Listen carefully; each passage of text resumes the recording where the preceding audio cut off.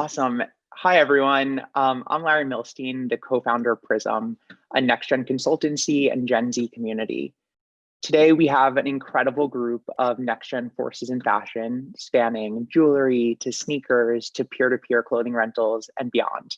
However, before we dive into any specific focus, I want to take a moment to acknowledge the historical movement underway and the brave BIPOC leaders who have brought issues of racial injustice to the forefront of a long overdue national conversation.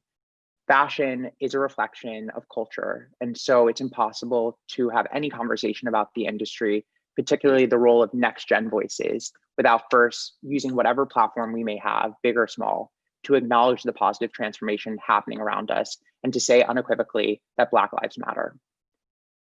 With that, I would like to have the incredible panelists briefly introduce themselves. So we'll start with Blakely. Go ahead.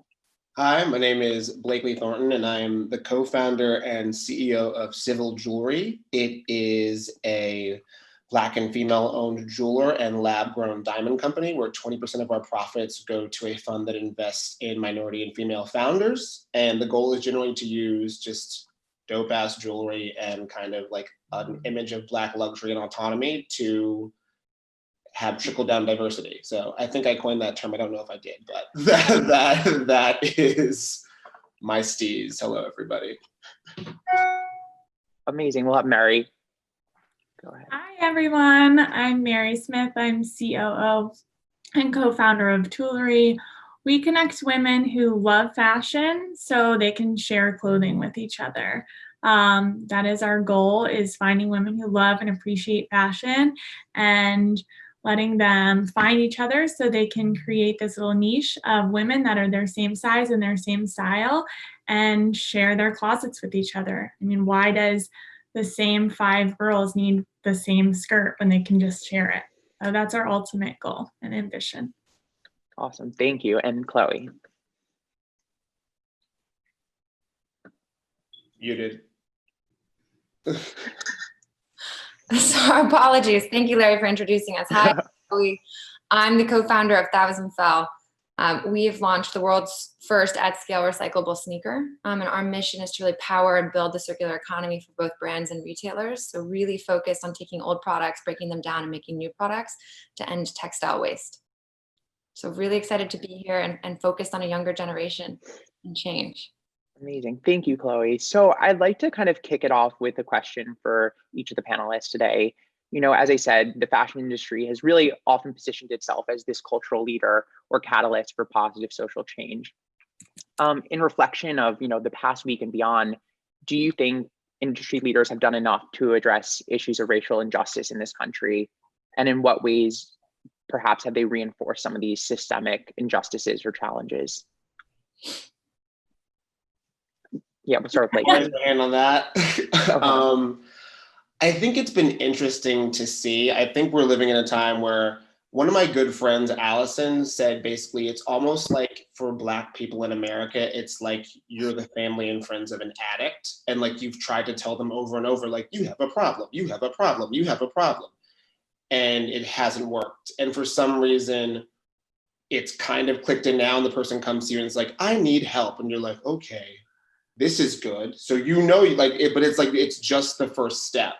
And I think you're seeing whether it's like, I think it's good because what we've realized as I think people of color and Black people especially is that a lot of times when you're talking about the issues or how you feel or what's happening, and I think that's with any minority or people that are other, whether it's queer or female, is when you're explaining your experience in your life and the things you know without words, you think you're gonna be like reading people a bedtime story, but really you're teaching them the ABCs. And then you're like pissed when the person doesn't know how to read it back to you. You're like, oh wait, like, so I feel like with like, even like the Blackout or the Blackout Tuesday movement that we previously kind of touched upon, I understand that the issue is to like, say I support you, maybe you have nothing to say because you're afraid of stepping out of line. But the way I always talk about it is like, I'm a cis, masculine seeming man, but I don't stop from like talking about female issues. And I might fuck up. And if a woman's like, that's not right, like, here's what's going on. I mean, you absorb that. So I feel like some companies are doing it interestingly. I feel like it's more important to amplify those voices than to like put a black box on the screen or do whatever. But I understand the implication of support there, and I'm not gonna like condemn it. I'm just saying like that's a good start. Now we can do more going forward. And I think companies like Bank of America, you know, raising a fund to support Black and POC owned businesses, while some people are like, that's ridiculous, but it's also like Bank of America has been practicing predatory loans against people of color for years, and they've had to pay fines for that. So I think that's the kind of version of accountability that I'm looking for, and whether it's like at first controversial to see, it's actually when you look back at the systemic things that these companies have been doing, or through media or music or money, I think it's important to take accountability. And I like seeing people really kind of put their money where their mouth is, or even just speak to admitting that something happened. So Yeah.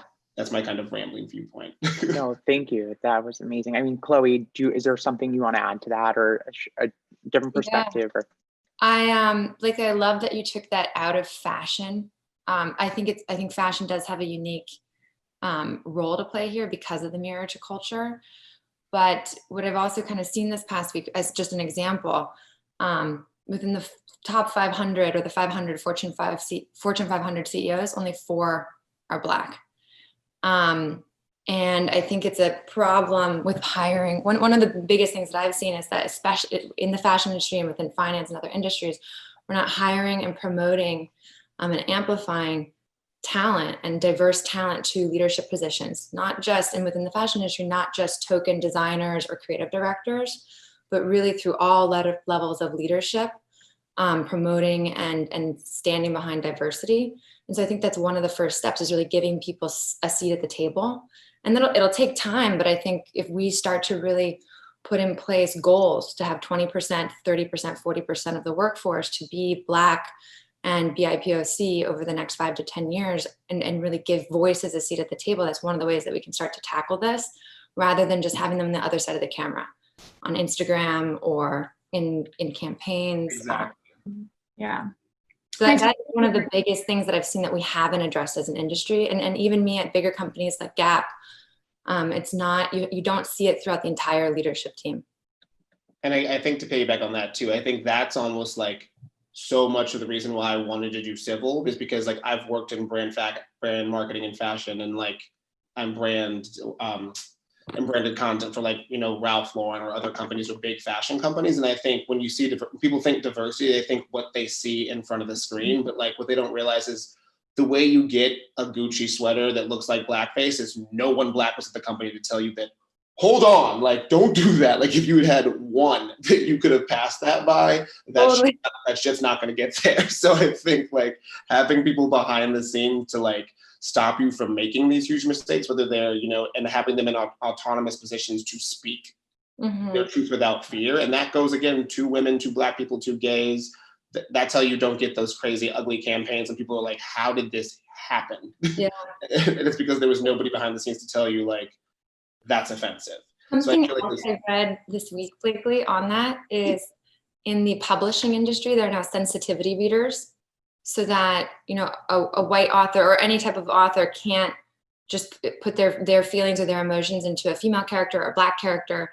And there are readers that help to make sure that that experience is real. And I think only 1 or 2 major fashion houses now have diversity leaders. And so giving people with those voices a seat at the table across all levels of leadership to do exactly that, to bring different perspectives, different voices, I think is a huge first step that we need to invest in. absolutely. I want to make sure, Merri, you have a chance to weigh in on this as well. Yeah, no, I think, and I'll just kind of like close the loop and bring it back to fashion, because I like what you said, Chloe, about and you also, Blakely, it can't just be at the campaign level. And I think that's kind of the check the box that a lot of these fashion brands are doing. Like, yeah, we put a Black woman, and she was our campaign leader. She was at the front of the runway, but that doesn't do anything. I think transparency is a huge buzzword right now in fashion, especially as it pertains to sustainability. But I think there needs to be transparency in the diversity and inclusion movement, and not just, okay, so we're gonna show pictures of this, but what's the action plan behind it? And while I think a lot of these brands are well intended, I doubt that their efforts go much deeper. And I think that's the issue. And consumers need to ask those questions. Like they need to call these brands out and say, okay, so you had Zendaya walk the runway, but what does that mean to you? And what are you doing beyond that? Absolutely. I mean, I think that's that summary is really appropriate, but also as we think about it, to kind of ground these into specific examples, whether it's in the last week or more generally, are there brands that you think can serve as examples of really succeeding, almost not just talking the talk, but also walking the walk? Or are there ones you want to call out that maybe have had missteps? And so, Merri, I'll actually start with you for this question. Yeah, so it's tough. I don't feel comfortable calling out brands because I don't know, I haven't looked in deeply enough to know what they're doing about it. So, but I mean, I will say fashion has a long history of latching onto these political and counterculture movements for profit. And to me, that's very obvious. Like I said, there's no transparency to see what they're doing beyond that. I'm not one to say if they are or they aren't, but I'm not seeing it. But one brand in particular that I think is doing something great is Aurora James from Brother Valleys. I don't know if you guys saw her post a couple days ago calling out Target and Sephora and Nordstrom, saying like, where is the diversity in your brand portfolio? Like 15% of the population is Black, 15% of your consumers are Black, 15% of your portfolio should be Black-owned brands. And that really, the onus really needs to be on these companies to make sure that they're offering a diverse portfolio in their brands. And they can't leave it up to consumer demand. Absolutely. Chloe, are there certain brands you've seen have been really inspiring in the past couple of days, or people or companies that you want to call to attention? Totally. This piggybacks on what you said, Merri, and something you said, Blakely, but something I've been really excited about is obviously donations are great and taking a stand is great, but real economic empowerment. And so the 15% pledge where we're now going to support Black and Brown owned businesses, huge.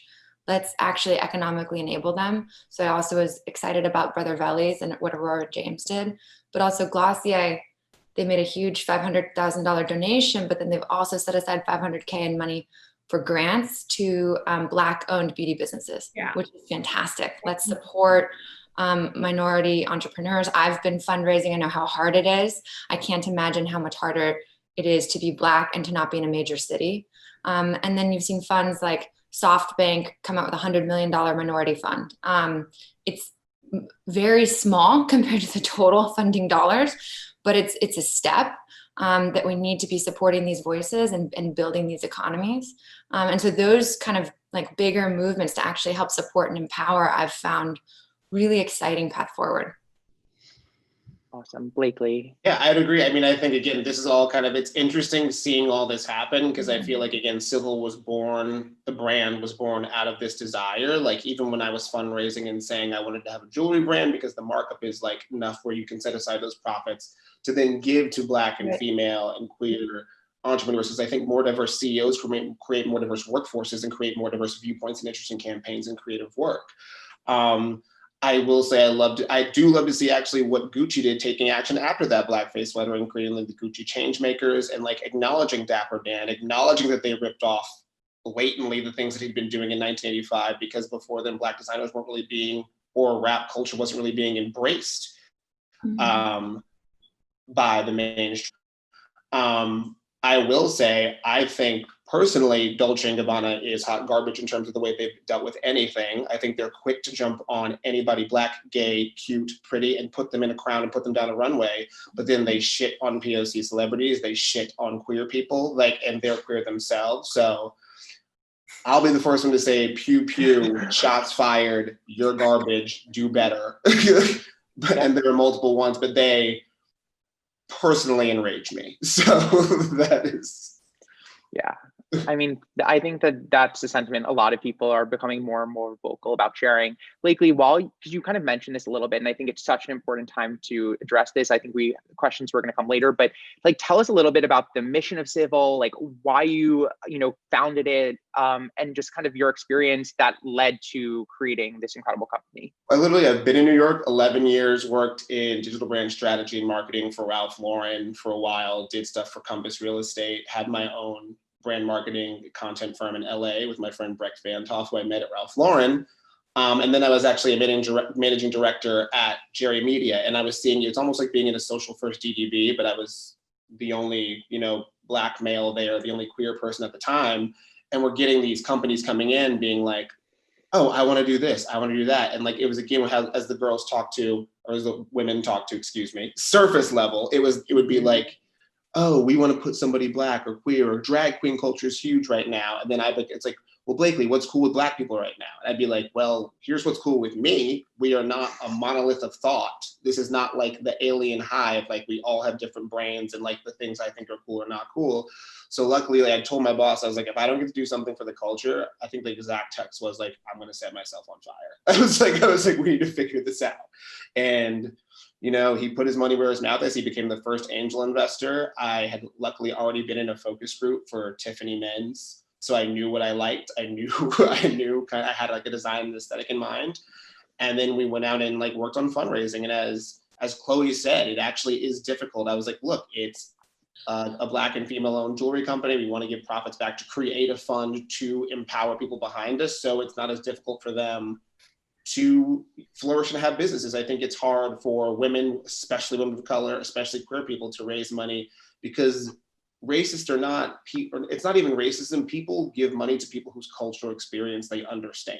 So if I'm a white dude from like Cornell Business School from Silicon Valley, and I'm like coming in here like, Blacks and gays love jewelry, women love jewelry, like you're less likely to give me money because you're less likely to be able to validate that experience in your head. I've had people say everything from, okay, so can white people buy it? And like, no, I own it, but like, I'm not saying, no, it's for everybody. Or, maybe you should just make towels. Like Black people can't afford rings. And I'm like, well, they can sit outside and spend $500 on Supreme so they can afford a $200 ring that will last forever, especially if it's happening. So I think it's interesting, like just the legacy of making it easier for the people that come behind us to explore. Because I don't think women or queer people or Black people lack good ideas. We lack access to capital.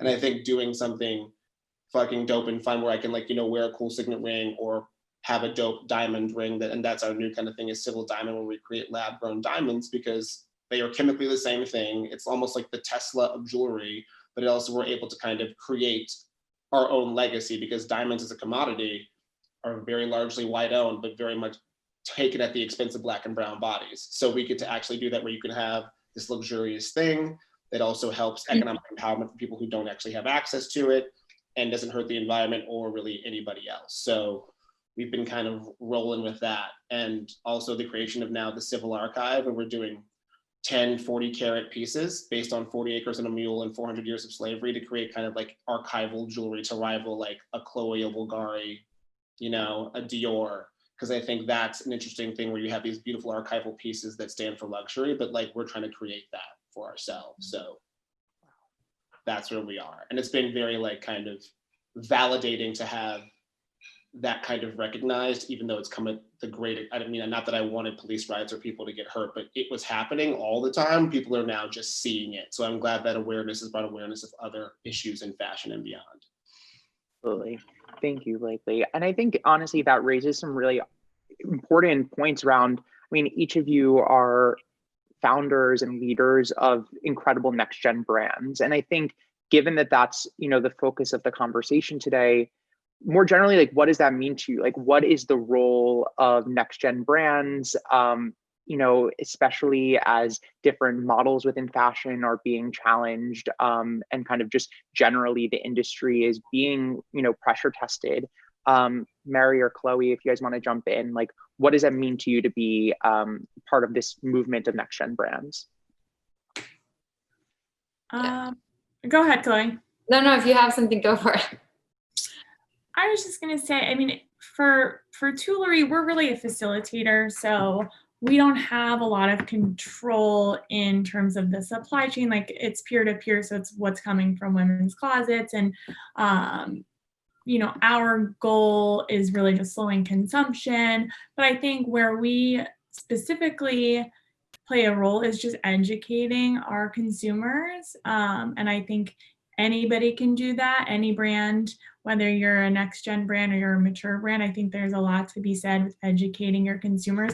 And, you know, Blakely was making a point about how difficult it is to get funding. And, you know, if you have an investor, you know, there's that theory of assimilation and you understand what you know.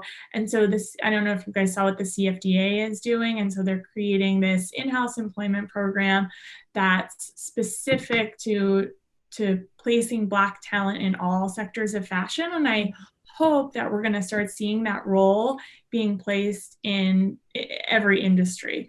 Similar to what you're seeing with these like head of sustainabilities now being added to all of these companies. I think that's going to be a huge start. But then in terms of a new, young, next-gen brand, one thing that I think you can do is just redefining, and I'm speaking in fashion, I'm speaking for women, but redefining the all-American girl. Like that no longer is that like Ralph Lauren girl from the 80s and 90s, like the wafy white girl with long straight hair. Like, who is that girl? Because she's so different and she is so many of us. And so I would like to see these next gen brands, especially when they're launching a brand, like it doesn't matter who you think your demographic is, like just making it a lot more diverse in all of the content that you're putting out there. And yeah, figuring out who this all-American girl is. I love that. When I was thinking about this question, what makes brands next gen, last night I was super focused on supply chain and value through supply chain. And I think we're seeing themes this week of social justice that are long overdue, but those are uniquely tied also to climate justice and all types of justice. And so when I really think about what we've tried to start with Thousand Fell, or where we're really focused, it's about how can we find value add economic activity throughout the beginning of supply chain and the end of supply chain, so that we're investing in a sustainable labor force and we're investing in people. One of the, again, I'm bringing up Gap, but one of the things I learned at Gap is when you invest a lot of, there's 57 or 67 million garment workers, 80+% are women. When you invest, and many are Black and brown or minorities from developing countries. When you invest in women, they invest in education in their communities. And that's one of the best ways to start to invest in the local communities where you're manufacturing product. So, social justice at the beginning of the supply chain, as well as sustainable practices in manufacturing. And then one of the biggest things for us, when I think about next gen, it's an investment in fiber and new ways of finding fiber and sourcing fiber, so that we're not reliant on wasteful cotton manufacturing. There's reclaimed and recycled fibers. There's regenerative agriculture. There's a lot of new systems right now that are also going to tie back to social justice and how we treat people in the fashion industry if we rethink how we get material. And then waste. One of my biggest and Thousand Fell's biggest problems is that 17% of all landfill waste in the US is textile waste. 17%. And unfortunately, this is inextricably linked to social justice, in that Black and brown communities are, I think, 60 or 80% more likely to live near landfills in the US and live near coal plants and other industrial plants that release carcinogens. They're more likely to have, I think 2/3 more likely to have asthma. And so we need to invest in these systems, how we handle waste, how we handle production. And that's kind of how I'm looking at what makes a company next gen. And it's, really where we've been focused. And I think it's exciting. And Merri, you just mentioned it, that a lot of these brands are investing in sustainability. Can we tie that as well with diversity in people? I mean, I think the conversation around climate justice is really developing, because this is thing that next gen audiences are really championing, and the education around this, where it's like doing more to kind of be sustainable, is more than just like recycling, but actually acknowledging how it's super intersectional. So I think that kind of leads me to my next question, which is, obviously we're talking about on the brand side what it means to be next gen, but what is it like to engage next gen consumers? Like, how have their consumer preferences shifted? How have you adjusted messaging or adjusted the way that you're approaching marketing to them, or at various stages of the production? So I'll start with maybe Blakely, if you want to jump in on that. I mean, I think piggybacking off of what both other panelists have said, I think I kept piggybacking. I think All American isn't a look. It's like a mindset. It's value signaling. Like people that are happy and autonomous and diverse and welcoming and open-minded. Like that's what I think of as All American, and that the way that looks can be a lot of different ways and a lot of different pictures and a lot of different communities. And I think that is what next gen consumers demand. Like, luckily, because not luckily, but because of COVID and because of what's been going on, I've literally been watching a lot of YouTube. I literally drink coffee like Emma Chamberlain now for some reason. I don't know. But I think what the next gen consumers demand is transparency, because they're smart and their ability to fact check and their access to information and the way they decision making and what they consume is very quick. And I think it's like, you know, the half-life on consumer behaviors shortens more and more. And I think in terms of like, I'm 34 and like I look at commercials very differently than my parents, very differently than someone who's 25, 24, 19.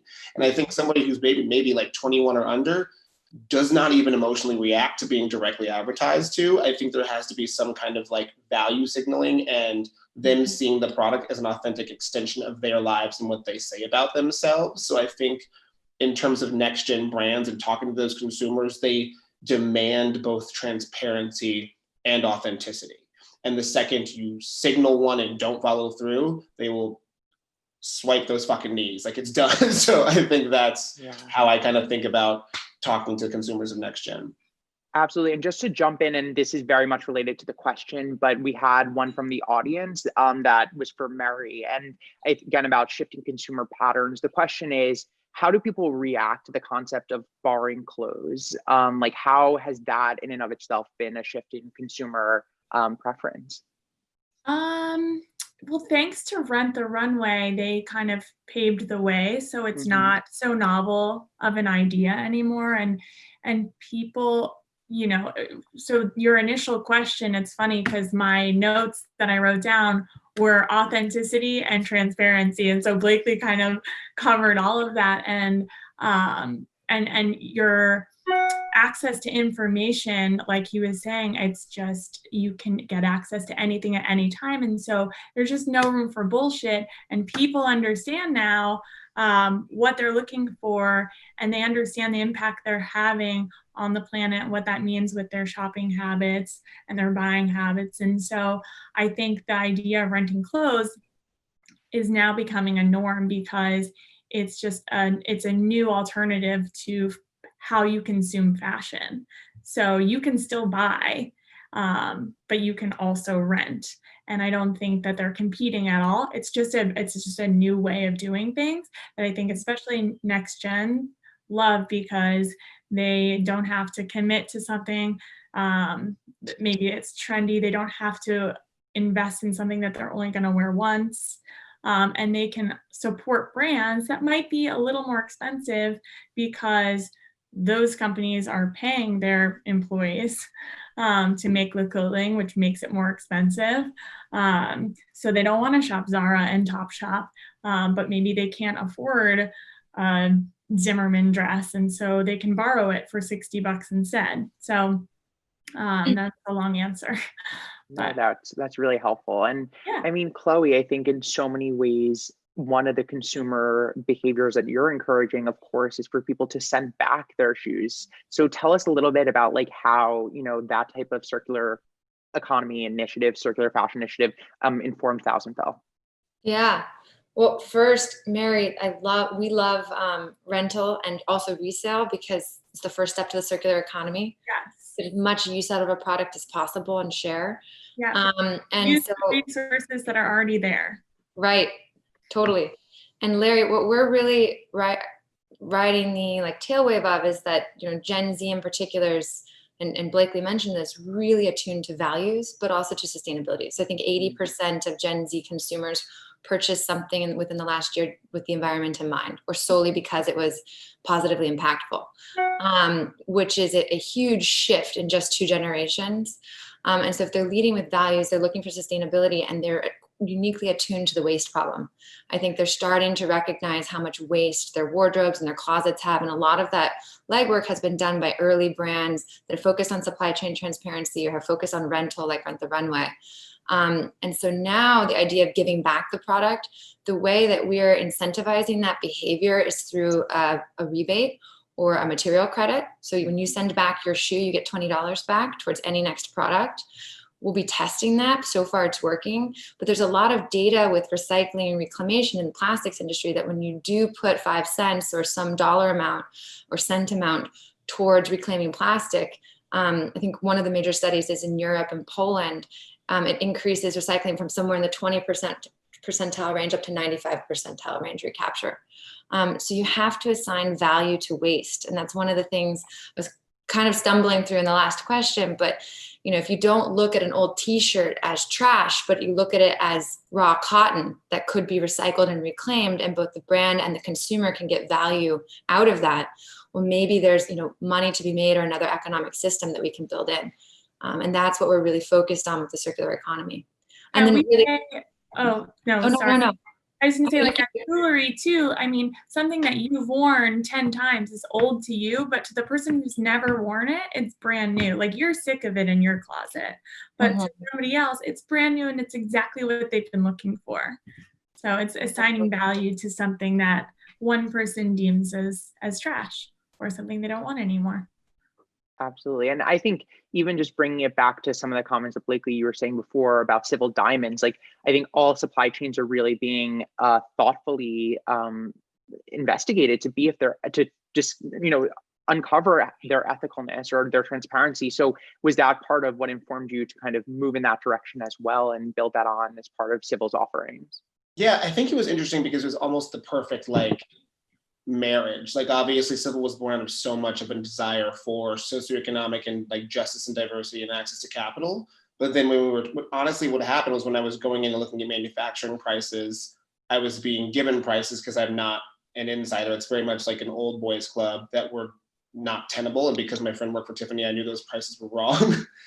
So then I had a consultant come in that actually had been working on lab grown diamonds that were, carbon neutral, where you can kind of take the carbon that, is in pollution and create it and make something that's gorgeous and luxurious. And I think it's interesting because even companies like De Beers, who are a diamond is real, because they're playing on that advertising that they've told you that gives this thing value. But what's funny is a lab grown diamond is real. It is literally chemically the exact same thing. So just the difference is ours didn't possibly exploit somebody's ecosystem or their economic pocket, and yours did. So they're playing into that game. And I think what we're seeing is a lot of larger companies who I'm not going to mention because I don't want to get sued, are getting into the lab grown diamond game, and they're going to be coming in. So I know some people are like, oh, what are you doing? And I'm like, all you've done is validate our market. And we were one of the first movers, and also one of the movers with the most kind of authentic value signaling. So I think it's going to be a very interesting time. But I think I love the fact that we can promote this thing that's luxury, which again, I always kind of use my unfortunate pitch deck language of it's the Tesla of diamonds. It costs maybe, if you're going to buy a Model X, it's maybe 100, an SL Mercedes is maybe 150, but you can still signal the same things that I care about the environment, but I enjoy looking good and feeling good as well in in a guilt-free way. I call Civil Diamonds guilt-free luxury is kind of the tagline. I love that. And I mean, I think it's just across the board. There's so many, even though you guys are each in different verticals, it's fascinating how there's so many overlapping elements. One question we're getting a bunch from the audience is really around the impact of the pandemic and obviously currently weathering the COVID storm in many ways. I've observed really interesting ways in which that's shifted next gen consumer behaviors, but I'm curious to see what each of your experiences have been in navigating, a very different world paradigm. Maybe Merri, we can start with you because obviously that's something that probably is quite impacting. Very impactful. It's hard to rent clothing to people when they're not going anywhere. Especially because we really try to support higher end designers, like I said, who are investing in their supply chain. So no one's going to spend, $80 to rent a dress that they're wearing in their apartment. So we've taken a rental recess, but we're hopeful it's coming back. We see rentals already happening for future dates, which is exciting. But in the meantime, we launched our e-com business. So now, I'll back up. Last July, we launched Rent to Buy. So if you rented something, you loved it, you could offer to purchase it from the owner if they were willing to sell. So we've just now extended that to our e-commerce site. And now anybody who's on Tulerie can list things for purchase. And now anybody all over the world can purchase from our site. So it's just opened a lot more opportunity up for us because we are an invite-only platform at Tulerie, and that's just for the safety of our users. We FaceTime interview every single person before giving them access to the platform, just to understand their intention and why they're using the platform. So that's been our experience with COVID. But what I do think will be to our benefit is consumer confidence is really low. I mean, it's sad people have lost jobs or they've taken pay cuts. And I think they're going to look to the resale and rental markets in the future versus buying new right away. Thank you, Merri. Chloe, I don't know if there's been a really dramatic impact, but I'm curious to see how you've been communicating with your customers and really kind of acknowledging the environment we're in. Yeah. So the first impact was to our team. We're a New York-based brand. And so our team, our warehouse, everything in New York, especially within March, was uniquely impacted. And so we did kind of shut down the last 2 weeks of March. But then through April and May, we've seen things really bounce back. And I think that we're in a unique product category. We like to consider sneakers high-frequency basics because, there's something that our core demo purchases 2 to 3 times a year on average. And they're kind of recession proof. So during the 2008 recession, when the market was down 17%, I think sneakers were down less than 1%, or casual footwear. And so, if it's tough to know that 37 million Americans have lost their jobs and that we're in this really depressed economic, not the stock market, but the local economies, et cetera, are in a depressed economic position. But if you're going to purchase something this summer, it may not be a $200 dress for a summer party, but it might be a new clean white pair of sneakers, something that you can wear every day, that you can get a lot of utility out of. And we've just really been leaning in with empathy throughout both COVID and then now the social justice movement, and trying to be there. But uniquely, Larry, and I'd be interested to know what you have seen, but we are really seeing that Gen Z in particular, or younger, our core audience is 18 to 24 and then 25 to 29. So younger millennials and Gen Z. But I think post both COVID and now this social movement, they can see the power of individual action. And they're more ready than ever to vote with their dollars and lead with values. And Blakely, you mentioned brands getting canceled left, right, and center. And I'm kind of optimistic that, in 6-8 months, we're going to be in the right lane. And we're going to be building a really early community. Like, we're really young, right? We had just launched before the pandemic, but that we'll be building an early community that can help take us for the next couple of years. So that's kind of what I'm really seeing as a change. Thanks, Chloe. So we have 5 minutes left. So I really want to take the remaining time to just acknowledge that we're in a pretty historic moment. There are seismic shifts happening across social, racial, climate, health. There are so many forces at once. And I think each of you are leaders that individuals are looking up to for advice or direction. I'm sure lots of people are asking to pick your brain in various ways. I guess in our last 5 minutes, if you have any advice for next gen listeners or audience members who might be thinking about starting a brand or thinking about, supporting different brands, what could you share? Maybe Blakely, I don't mean to put you on the spot, but if there's any kind of advice you can give, and then we'll go across with each of the panelists. I just think if you really feel it, try. Everybody has imposter syndrome. I can guarantee you everybody on this panel, like when you say the word subject matter expert, I'm like, oh, me? Who? I don't know what the fuck I'm doing. So it's like, you're gonna feel that forever. Everybody, maybe minus Oprah and Beyonce, feels that. And like, fear is the natural state of the entrepreneur. So just find people that support you. And if you can combine some kind of impact that is authentic to the way you feel about your life in the world and present that through jewelry or shoes or a platform that allows people to create a circular economy and still look fucking dope, then like do it. Go for it and do it. Absorb, learn, because shit is, I mean, I would say things aren't going to get scarier than now, but that'd be like daring it to be worse. But like, but yes, you know, like go forth and try to conquer because you're stronger than you know. Amazing. Thanks, Blakely. Merri. A couple points to make here. I think as a consumer, what you can do now is use your dollars to support. Every dollar is a vote. I think if you are somebody who wants to launch a brand, like Blakely said, go for it and just be comfortable being uncomfortable for a really long time. And then I think if you are an early brand, somebody who has just launched before the pandemic, just take this time to focus on your customer and building the brand loyalty, building the connection with them, because people are looking for authenticity and they're looking for that connection. I think one way where Tulerie is really setting themselves apart is next geners especially are digitally overdosing. And so concentrating on that human connection wherever you can create it within your brand. And for us, it's those FaceTime interviews, I think is a way to win during this pandemic. I love that. Sorry. Chloe. I think I'll break it down into two parts too. Consumer, Merri's correct.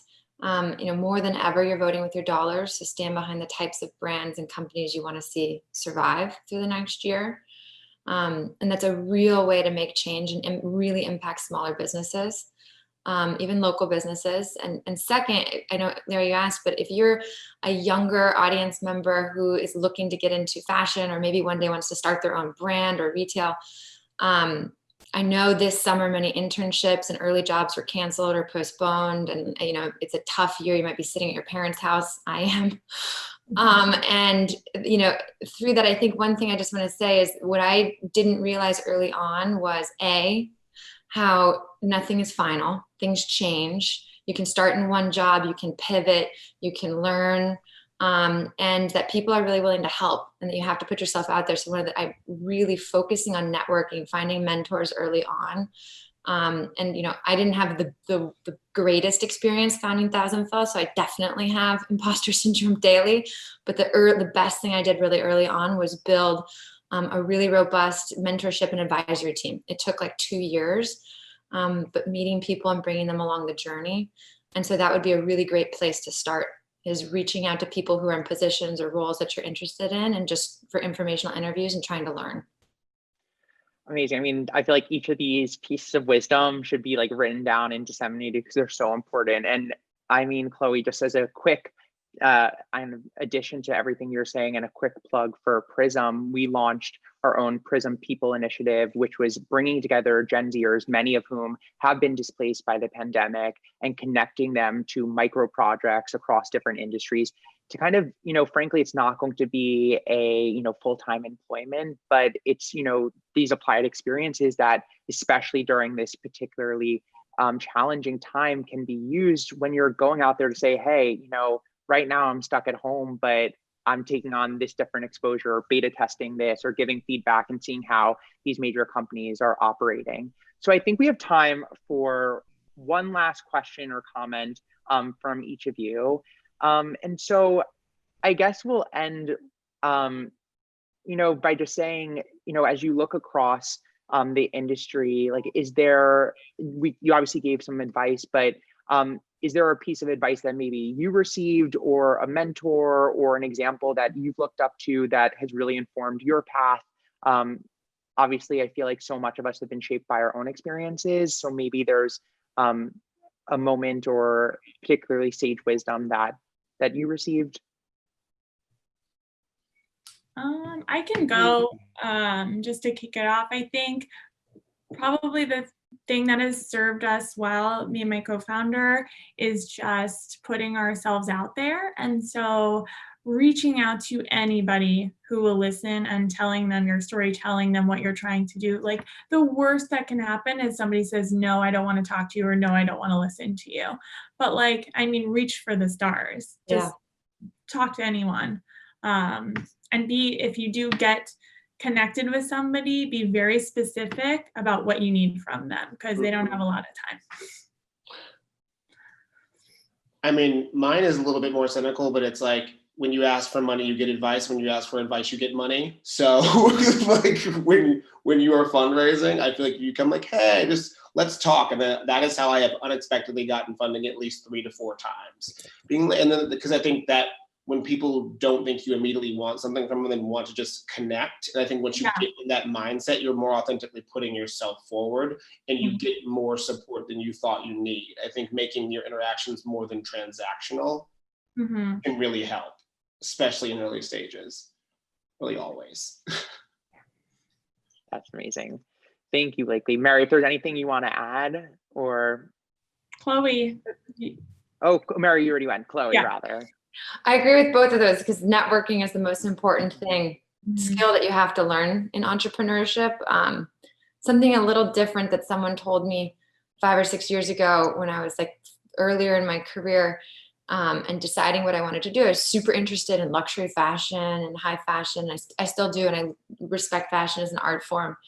But I also wanted to make a change, was interested in sustainability, and an advisor or a mentor said to me very bluntly, if you want to make change, you're going to have to sell units, and you're going to have to speak to a larger, more diverse audience, and think about products that can impact a greater number of people.